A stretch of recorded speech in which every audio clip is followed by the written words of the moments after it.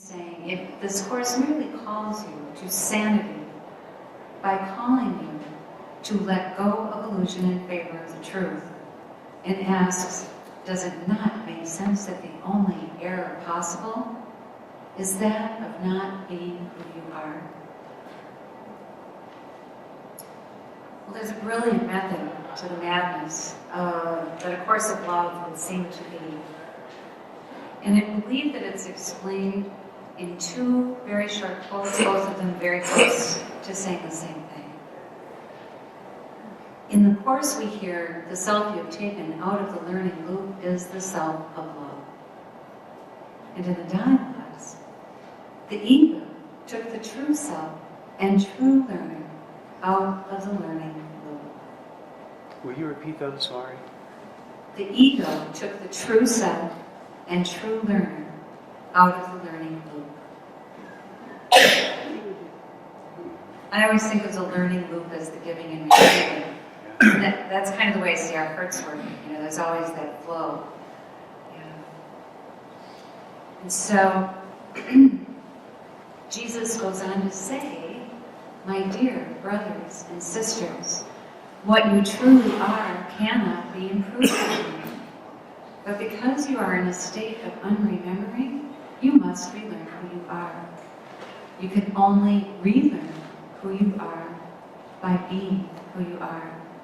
You can only be who you are by sharing who you are. And that last part of that, you can only be who you are by sharing who you are, is my favorite quote of the Course, because I found it to be so true. It's in what we give each other, in sharing, in friendship, in companionship, that I have discovered the most. From the first, we're asked not to apply any thought or effort to this course because our weight of thought and effort has been ego-driven. We hear that it's not going to be our ego who takes this course. Instead, it's going to appeal to our heart, to the center of ourselves where the Christ in us abides. In the prelude of the Course of Love, that's the very beginning piece. And on page 2, which is in the very first day of my receiving of it, I heard that Christ would be the learner. And that felt so bizarre to me at the time. Christ would be the learner. But eventually, this made sense. And part of it came from a conversation that I had with a friend. I met my friend Bob when the treatises were coming out as a single volume way back in 2003. The books used to be in these separate volumes. And he wanted to read it because of a mutual friend of ours who was really enamored with the Course. And so he wanted to read what she was reading. So we started with the treatises. And then a year or so later, when I came out with the dialogues, he went to the dialogues and read that. And only then did he go back and read the Course. And then he came to me and he said, Mari, I didn't believe this was Jesus until I read the Course. And now I do, because everything that was predicted, everything that was there at the end had been predicted in the beginning. And I knew you couldn't have done that yourself. Are many of you readers who've read it through at least once? Mm-hmm. Have you read it through at least once? Yeah. Yes. So not as many as I thought, so a lot of you are new. Okay. Well, welcome, welcome. That reference to, Christ being the learner, Jesus talks a lot about Christ and Christ consciousness at the beginning and at the end. And he describes it in many different ways with this, which is something I really love about this course. Jesus kind of stays away from an ultimate definition that we can go back and point to and say, this is the right answer. And the way he describes things, I feel it's like he knows how different each of us are. And he gives us ways that will speak to us. And there's also sort of this anticipation of acceptance that when we have become fully who we are, when we have reached this elevation of the selves of form, we will still all be different. And we will still have these different ways of loving to hear something expressed or a way that appeals to our hearts. So I'm really happy about that. And you know, the heart is the focus for more than the first half of A Course of Love. And then we begin to hear about wholeheartedness. And wholeheartedness is described as the union of mind and heart. And I love that phrase, wholeheartedness, because we can all picture it. He also, this one that I just mentioned, the elevated self of form, this is sort of where we're headed. I think that's a clunky old phrase, you know.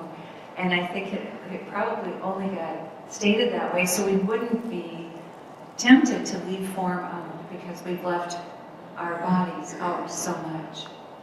But wholeheartedness I just love. And that's because I at least can really visualize that. I can see it the way Jesus describes it as the first union, where, you know, we're no longer warring against ourselves. We're at peace. We're not, you know, taking one thought to and warring it against what our heart wants to do. That's kind of that union, that when we unify mind and heart, we know ourselves. And I love it that it's called wholehearted because, like I said, I can just picture wholeheartedness. And I see that as the people I call wholehearted are authentic. And they have a passion for life. And so to associate this wonderful phrase of our first union with an ability to be wholehearted in life is something that I really appreciated. And I think we can also see how it is when we're not wholehearted. We all know what it's like to be half-hearted, to kind of think and mull and figure things out and leave our feelings out of it. And we can also have that, you know, refusing to accept a situation that leaves us full of anxiety. And so this wholeheartedness is more than, you know, it might first appear. And it really kind of ends up being, you know, like the whole ball of wax. It's like when you're wholehearted, you are all that you are. And it's not about personality. This is about being who you are in wholeness. Well, I began to receive A Course of Love December 1st, 1998. So this is quite a while back. And for a couple of years before that, it was really new to me. I had just begun my spiritual path. I'd been raised Catholic and had really no interest, didn't really know anything about anything, you know, it was just, but I was working at the University of Minnesota, and I had two good friends there. We worked as a team, and they both became pregnant within days of each other, but the outcome of the pregnancies was very different. One woman's baby died, a baby girl named Grace. The other had a boy who was healthy.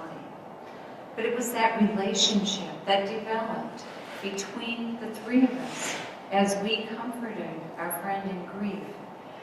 It became something I'd never experienced before because it wasn't a one-way comforting.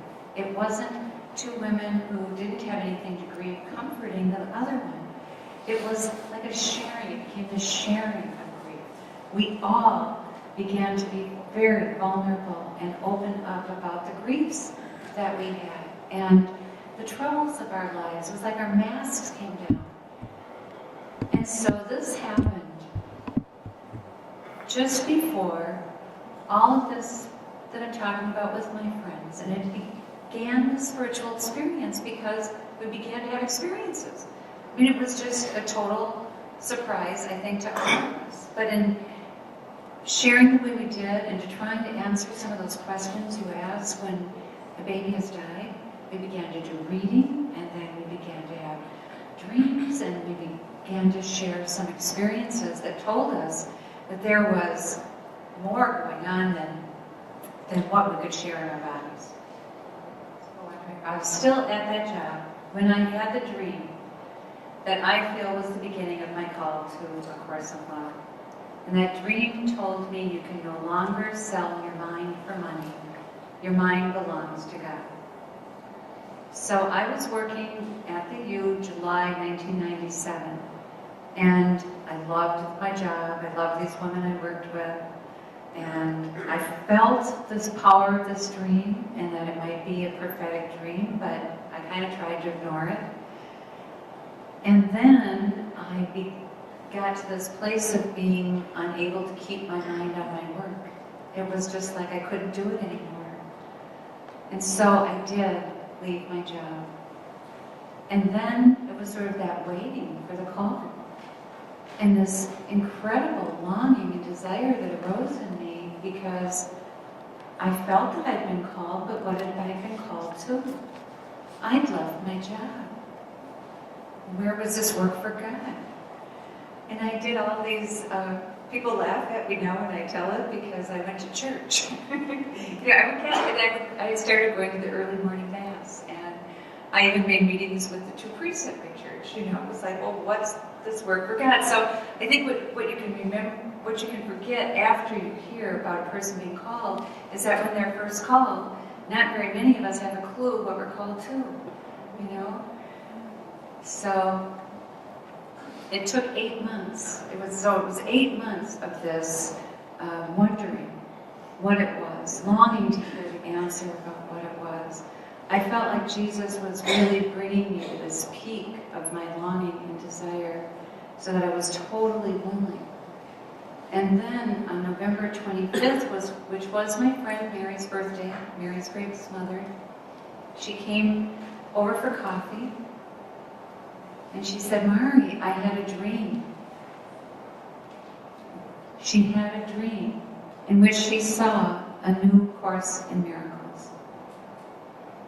And as soon as she said that, it was like I could see that all these signs had been there, but I couldn't take them in. It's like this was work for Jesus, way too grand for me to imagine.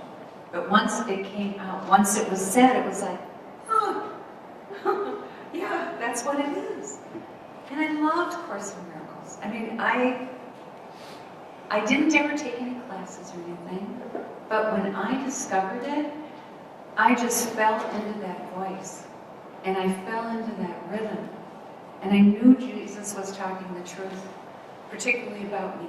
It's like he had me, he nailed me. And so I just kept reading it. So for 2 years, I just read Course in Miracles. Read it 7 times. I did the workbook. So I knew A Course in Miracles. I knew how it had come about. I knew it took Helen 7 years. All these things I knew, and I didn't know how this was going to affect me then.